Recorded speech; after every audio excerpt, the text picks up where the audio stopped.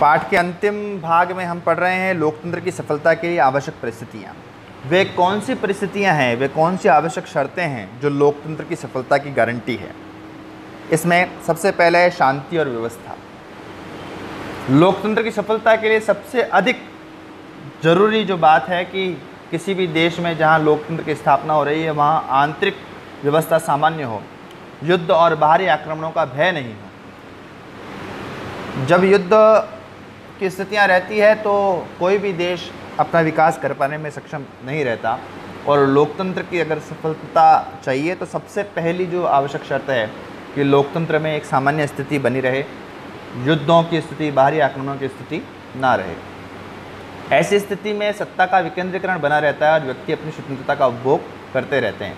लेकिन जब राजनीतिक स्थिरता नहीं रहती तो वहाँ आंदोलन चलते रहते हैं, अलग अलग प्रकार की क्रांतियाँ होती रहती हैं, और ऐसी स्थिति में लोकतंत्र की सफलता की संभावना कम होती जाती है। तो सबसे पहली आवश्यक जो परिस्थिति है लोकतंत्र की सफलता के लिए वह है कि देश के अंदर आंतरिक और बाह्य व्यवस्था, शांति वह बनी रहे।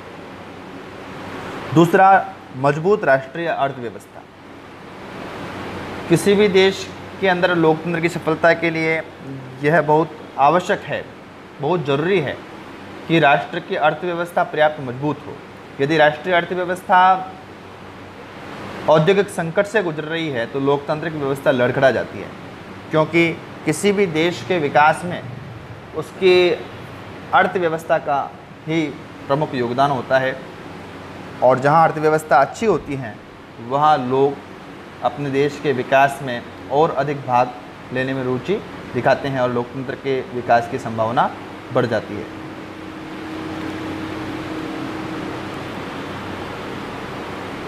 तीसरी आवश्यक परिस्थिति है कि आर्थिक समानता की स्थापना हो। लोकतंत्र के सफल संचालन के लिए केवल इतना ही जरूरी नहीं है कि राष्ट्रीय अर्थव्यवस्था शक्तिशाली हो। अर्थव्यवस्था तो अच्छी है, लेकिन साथ ही साथ राज्य में जितना हो सके आर्थिक समानता रहे, गरीब और अमीर के बीच का जो डिस्टेंस है, जो दूरी है, वह लगातार बड़ी ना हो, उसमें एक संतुलन बना रहे, तभी किसी देश में लोकतंत्र जो है वह सर्वाइव कर सकता है, लोकतंत्र जीवित रह सकता है और विकसित हो सकता है। चौथा जो परिस्थिति होना चाहिए लोकतंत्र की सफलता के लिए वह है सामाजिक न्याय की स्थापना। लोकतंत्र की सफलता के लिए यह जरूरी है कि व्यक्तियों के बीच धर्म, जाति, भाषा, रंग, नस्ल, लिंग आदि के आधार पर किसी भी प्रकार का भेदभाव नहीं किया जाए। सभी व्यक्ति कानून के सामने समान माने जाएं और उन्हें न्यायालय द्वारा समान कानूनी सुरक्षा दी जाए। इस प्रकार सामाजिक न्याय का होना लोकतंत्र के लिए आवश्यक है।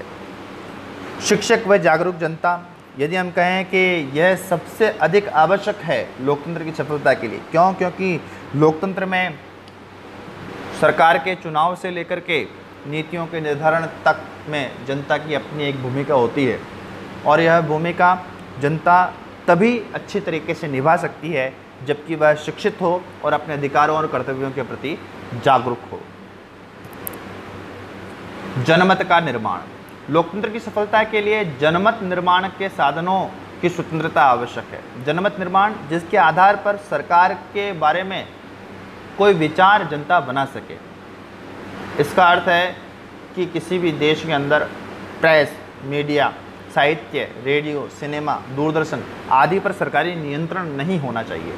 यह स्वतंत्र होकर सरकार की आलोचना करने चाहिए, सरकार की अच्छाइयों को बताने चाहिए, सरकार की बुराइयों को, कमियों को भी जनता के सामने लाने के लिए स्वतंत्र होने चाहिए, ताकि अच्छा जनमत निर्माण हो सके और अच्छे लोग चुन करके सत्ता में आ सके। तो जनमत निर्माण के साधनों की स्वतंत्रता होनी चाहिए। नागरिकों का नैतिक व राष्ट्रीय चरित्र, यह भी लोकतंत्र के लिए बहुत अधिक महत्वपूर्ण है।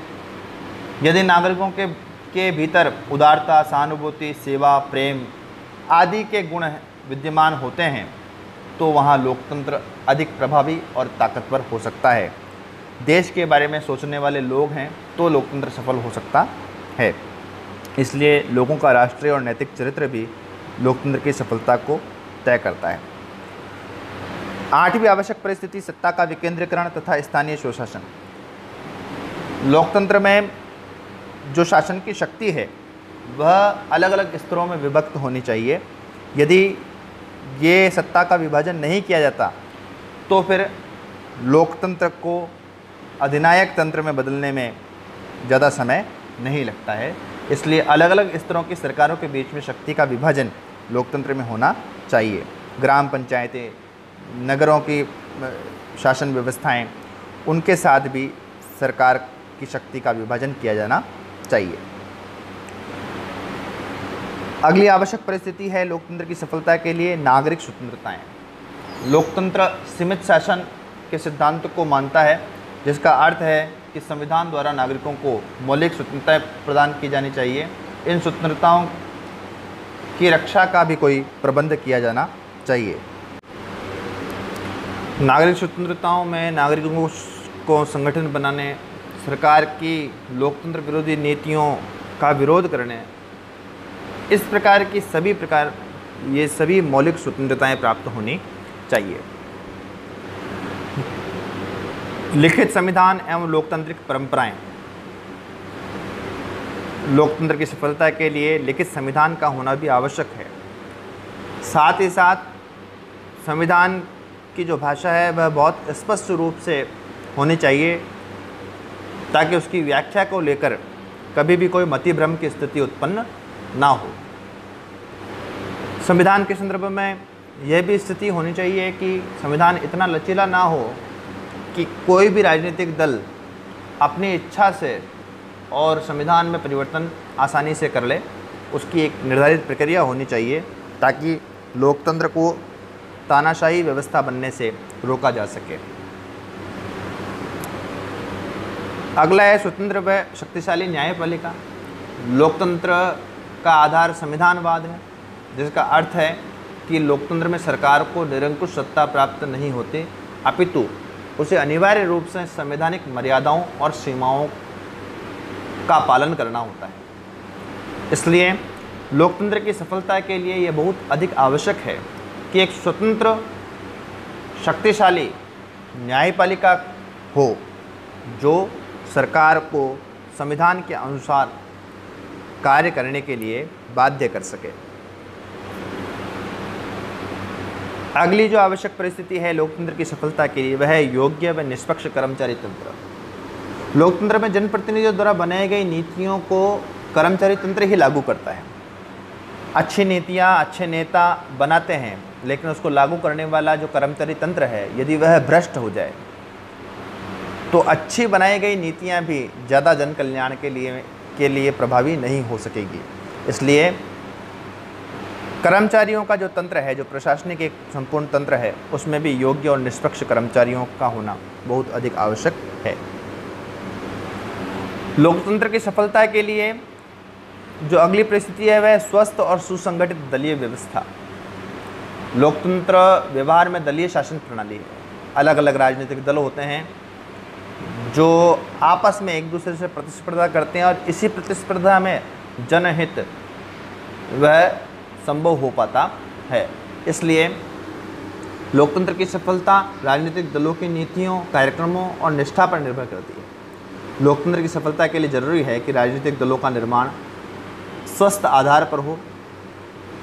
उनका संगठन क्षेत्रीय, भाषाई, सांप्रदायिक आधार पर नहीं होना चाहिए, अपितु राष्ट्रीय आधार पर राजनीतिक दलों का निर्माण होना चाहिए। अगला है योग्य व निष्ठावान राजनेता। अच्छे नेता ही लोकतंत्र की धुरी है और इसलिए लोकतंत्र की सफलता के लिए योग्य, बुद्धिमान, लोकतंत्र की मर्यादाओं में विश्वास रखने वाले राजनीतिज्ञों का होना बहुत जरूरी है।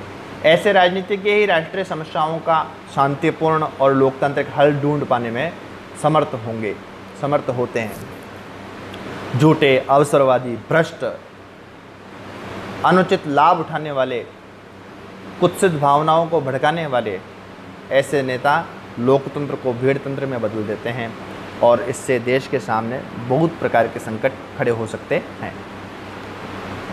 सार्वजनिक हित की राष्ट्रीय योजनाएं। विकासशील देशों में लोकतंत्र की सफलता के लिए जरूरी है कि शासन द्वारा ऐसी राष्ट्रीय योजनाएं बनाई जाए जो एक और कृषि और उद्योगों को के संतुलित विकास में सहायक हो, साथ ही साथ राष्ट्रीय आय की वृद्धि भी करती हो तथा समाज के श्रमिक वर्ग व कमजोर वर्ग के जीवन स्तर को ऊंचा उठाने में सहायक हो।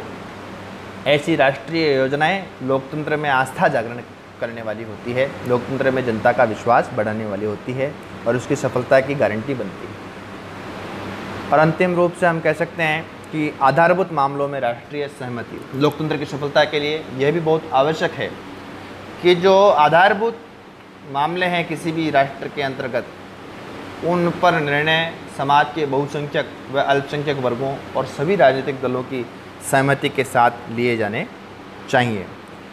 इस प्रकार हम कह सकते हैं कि लोकतंत्र की सफलता के लिए ये 16 प्रकार की आवश्यक परिस्थितियाँ होंगी तो लोकतंत्र सफल होने की संभावना बढ़ जाती है। इस प्रकार हमने इस संपूर्ण पाठ को यहाँ पढ़ लिया है, अध्ययन कर लिया है और ये हमारा कक्षा 10 का अध्याय 5 इस वीडियो के साथ संपन्न हो रहा है।